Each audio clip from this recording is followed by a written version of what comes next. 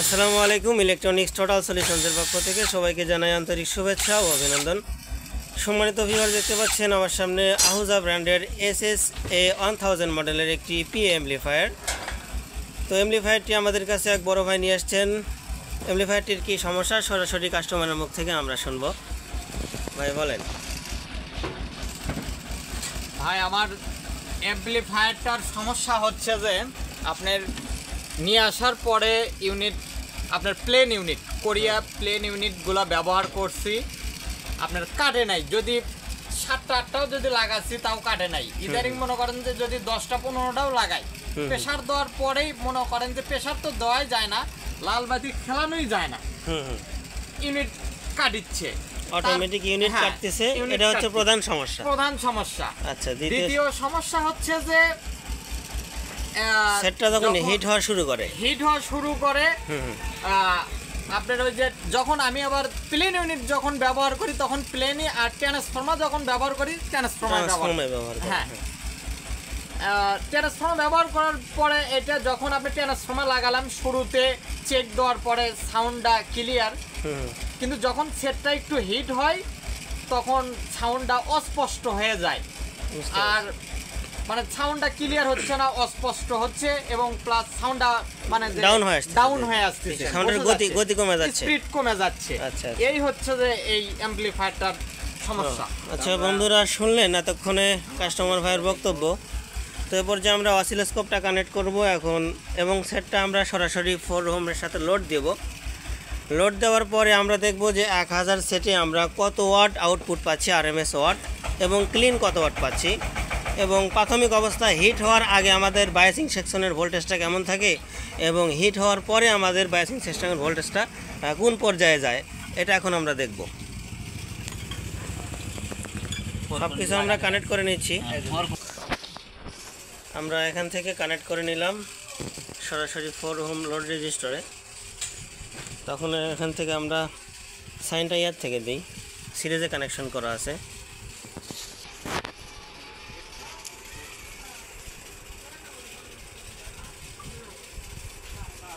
Load নাই বন্ধুরা, দেখতে পাচ্ছেন আমরা কিন্তু এখানে মাস্টার ভলিউম কিন্তু একদম 0 ডিবিতে রাখছি, শেষ পর্যন্ত ঠেকাই দিছি। ট্রাভেল বেস সব কিছুই কিন্তু ঠেকাই দিছি।